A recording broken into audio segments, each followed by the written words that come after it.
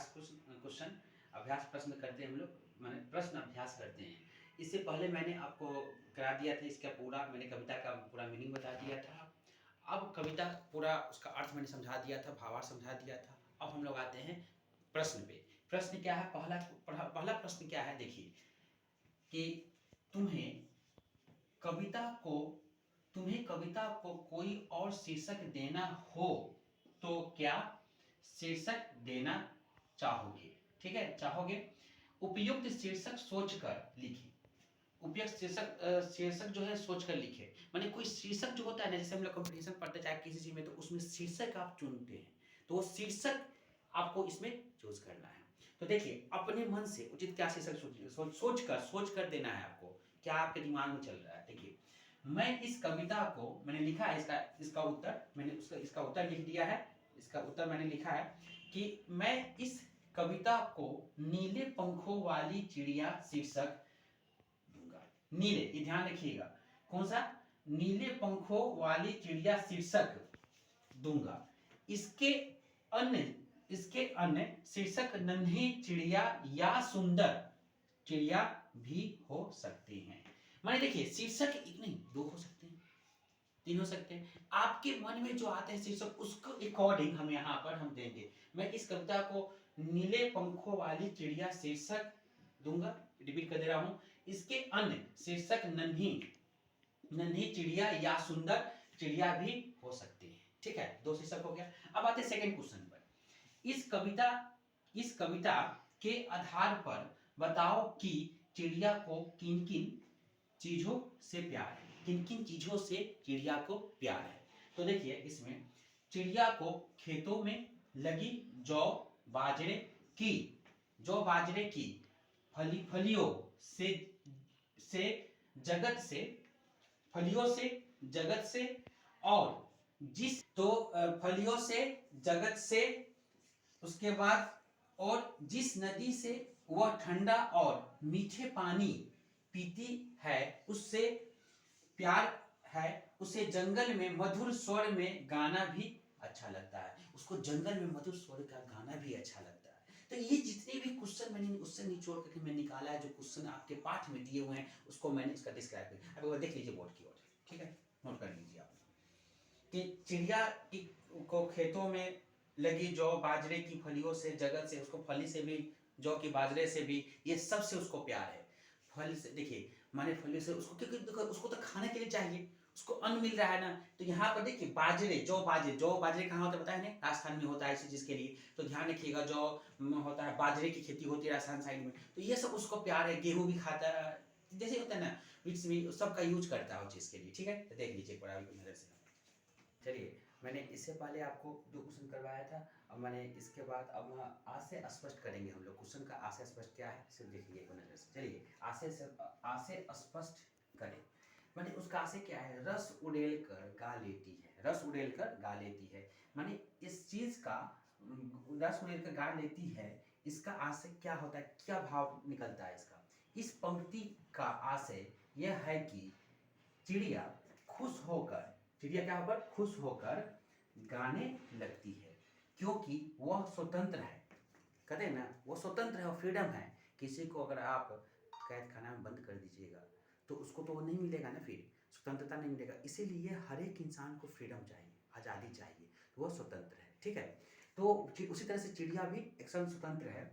उसके गाने में माधुर्य है, माने मधुर आवाज। माधुर्य का मतलब ये देखिए, वही वर्ड देखिए, बहुत इंटरेस्टिंग वर्ड है ये, माधुर्य है।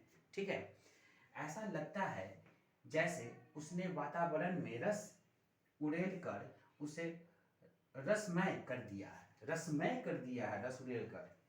उड़ेल कर रसमय कर दिया है, माने उसको इतना लग रहा है कि वो उड़ेल दे रहा है, रस को उड़ेल दे रहा है, उसको रसमय कर दिया, मन को विभूत कर दिया उसने। ठीक है ना। अब आते हैं हम नेक्स्ट है, इसका नेक्स्ट है, इधर क हो गया, ख में देखेंगे।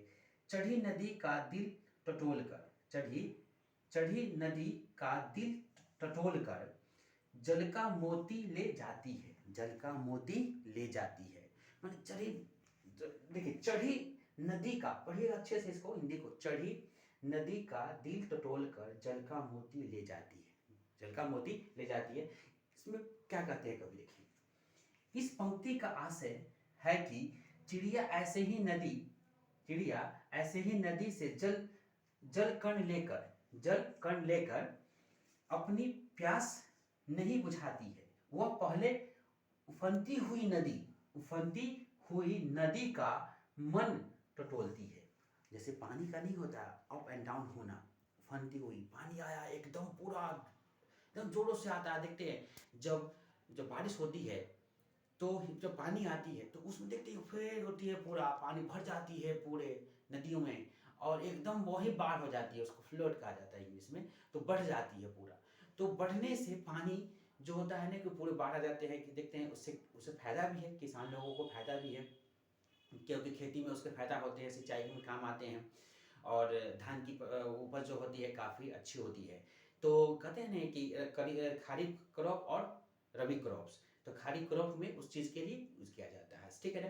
आप देखिए, अब आते हैं हम लोग कि उसको देखते हैं यहाँ पर उफनती हुई नदियाँ में, जब उफनती का मतलब कि पानी आया नदी में, पानी अभी नदी देखिए, अभी जाइएगा ना आप लोग देखिएगा नदी सूखा पड़ा, एकदम सूखा पड़ा है अभी नदी तालाब सब सूखे, सब में पानी कम होंगे अभी। तो उसके बाद जब बारिश होती है तो पानी आ जाती है, उसके बाद देखिए उफनती हुई नदी का मन टटोलती है और उसकी इच्छा का भी ध्यान रखती है, उसका इच्छा का भी ध्यान, उसके अंदर इच्छा, जैसे आपकी इच्छा है कि मुझे आईएएस बनना है, हर एक इंसान की इच्छा होता है कि मुझे कलेक्टर बनना है, ये बनना है, डॉक्टर बनना है, इंजीनियर बनना है, सबकी अपनी एक इच्छाएं होती है, इच्छाएं अनंत होती है, इच्छाएं जो है इंसान की अनंत होती है, कभी खत्म नहीं होती। इन इच्छा एक ऐसी चीज होती है, एक ऐसे वर्ड है कि हर एक इंसान को इच्छा रखना चाहिए अपने अंदर वो चीज़ इच्छा रखेंगे तो आप आगे की ओर बढ़ेंगे कि हमारे अंदर ये चीज़ इच्छा है, ठीक है।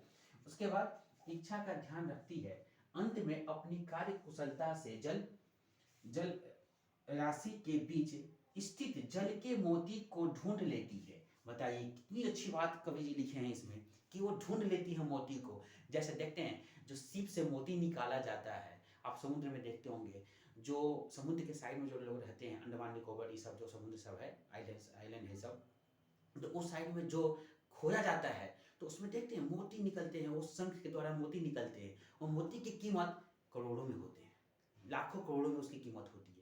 तो उसी तरह से देखिए वो ढूंढ लेती है, जल के मोती को ढूंढ लेती है, क्योंकि उस जल से चिड़िया की प्यास बुझती है, इसीलिए पानी मोती के समान अमूल्य है। पानी क्या है? मोती के समान अमूल्य है।